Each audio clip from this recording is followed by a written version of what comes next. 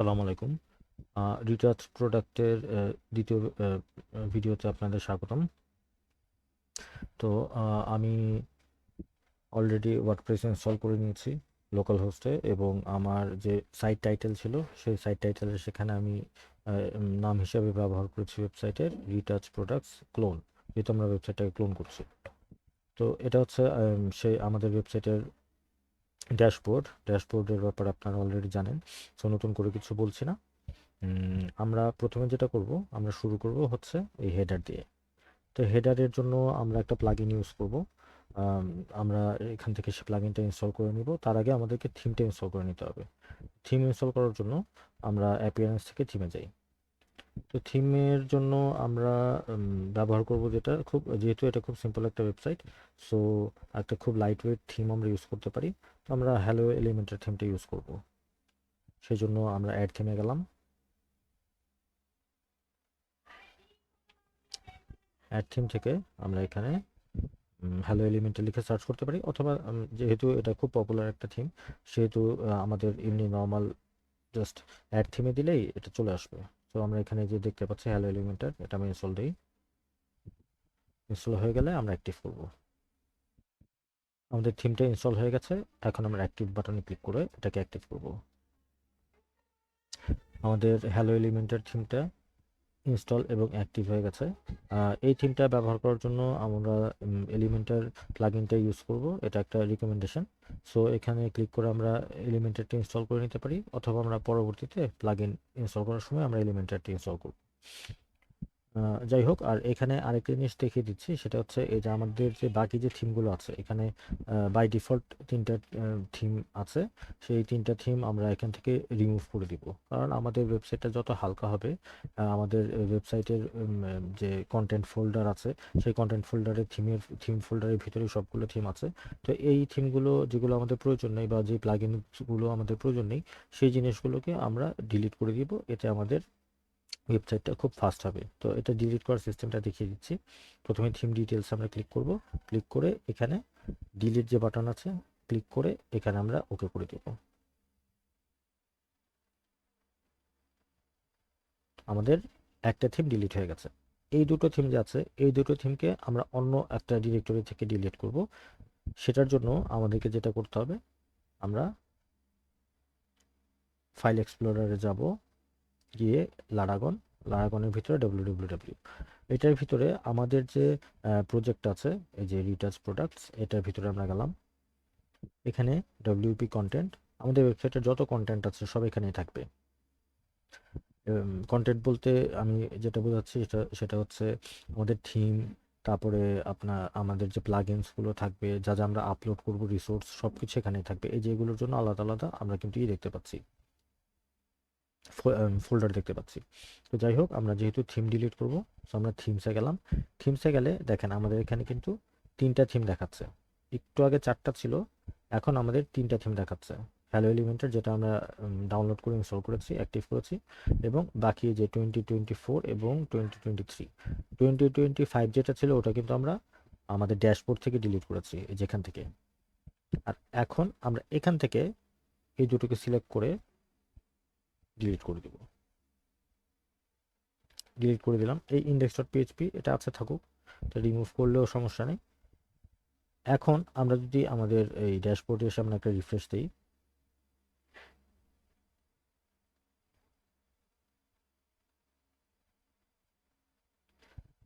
ড্যাশবোর্ডে রিফ্রেশ দেওয়ার পরে দেখা যাচ্ছে আমাদের থিমস ডিরেক্টরিতে, মানে থিমস যেখানে ছিল সবগুলো থিমস, অ্যাপিয়ারেন্স থেকে থিমস, সেখানে শুধুমাত্র একটা থিম আছে, বাকি দুটো রিমুভ হয়ে গেছে। অর্থাৎ দু জায়গা থেকে আমরা কিভাবে রিমুভ করতে হয় সেটা দেখলাম।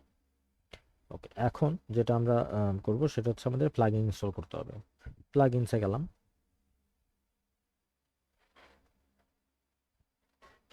প্লাগইনসে গিয়ে এখানে দুটো ডিফল্ট ভাবে প্লাগইন এই ডাউনলোড করা আছে, অ্যাক্টিভ করা নেই বা ডাউনলোড করা আছে। তো এই দুটোকে আমরা রিমুভ করে দিব পরে। আপাতত আমরা এলিমেন্টারটাকে অ্যাড করি। Add plugin. আমাদেরকে সবসময় খেয়াল রাখতে হবে আমাদের ওয়েবসাইটে অপ্রয়োজনীয় কোনো কিছু আমরা রাখবো না। অপ্রয়োজনীয় যাই থাকবে সেটাকে আমরা রিমুভ করে দিব। আমরা এখানে এলিমেন্টর যদি লিখি, এই যে আমাদের এলিমেন্টের পেজ বিল্ডারটা চলে আসছে। ইনস্টল নামে ক্লিক করব। ইনস্টল হয়ে গেলে আমরা অ্যাক্টিভ করে ফেলব। এলিমেন্টার ইনস্টল করে অ্যাক্টিভ করার সময় এলিমেন্টারের বেশ কিছু অপশন ওখানে মানে চুজ করতে বলে। তো আমরা সেগুলো আমরা কাস্টমাইজ করব না, আমরা সরাসরি সেটাকে স্কিপ করে দিয়ে আমাদের নিজেদের কাজের সময় আমাদের প্রয়োজন অনুযায়ী আমরা এলিমেন্টারকে কাস্টমাইজ করে নিতে পারবো।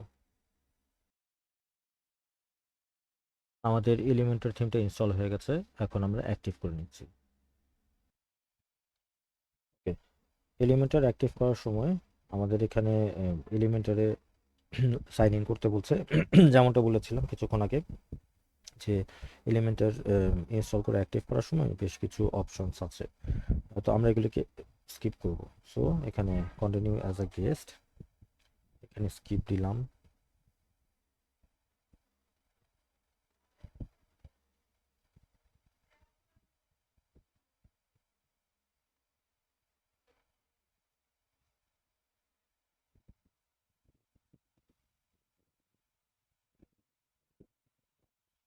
আবার স্কিপ দিলাম।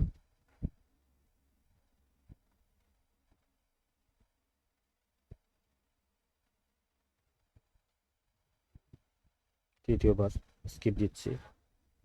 এখানে যে অপশনগুলো আসবে সব কিছুই আমরা স্কিপ দিয়ে দিব। আচ্ছা, এরপরে যেটা আছে সেটা হচ্ছে এখানে আরও বেশ কিছু অপশনস আছে যেগুলো ইনক্লুড করতে বলছে। তো আমরা এগুলো ইনক্লুড করব না, আমরা এটা এখানে নাহলে কন্টিনিউ উইথ ফ্রি দিলাম। এখন আমাদের এলিমেন্টের সেটআপটাকে ফাইনালাইজ করছে। এখন এলিমেন্টের একটা পেজ ওপেন করছে, নতুন একটা পেজ। এগুলো সব অটোমেটিকই হয়।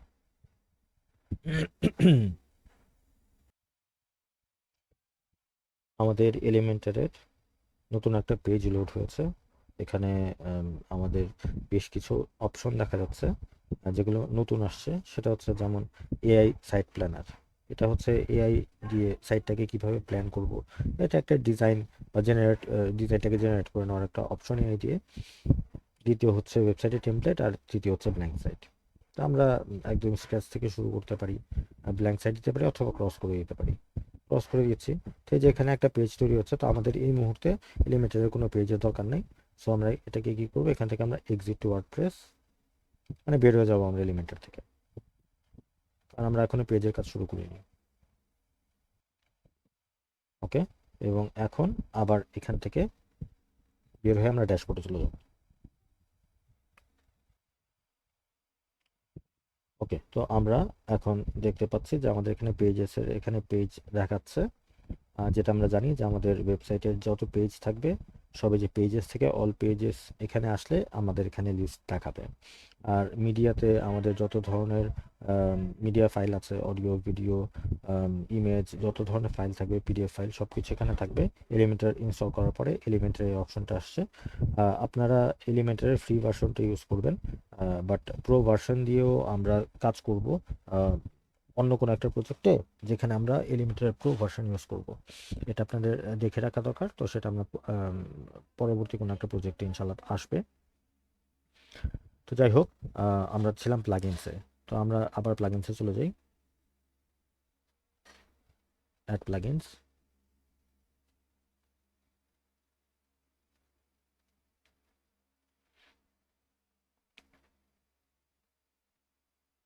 এখন আমরা যে প্লাগইনটা ইনস্টল করব সেটা হচ্ছে এসেনশিয়াল অ্যাড অন। এটার নাম হচ্ছে essential add on for Elementor. এটারও ফ্রি ভার্সন আমরা ইউজ করব, বাট এটার প্রো ভার্সন আছে, প্রো ভার্সনটা আমরা পরে দেখব। এই যে এটা হচ্ছে essential add ons for Elementor. আমরা এটাকে ইনস্টল করি। এসেনশিয়াল অ্যাড অনটা ইনস্টল হয়ে গেছে, আমরা এখন এটাকে অ্যাক্টিভ করব।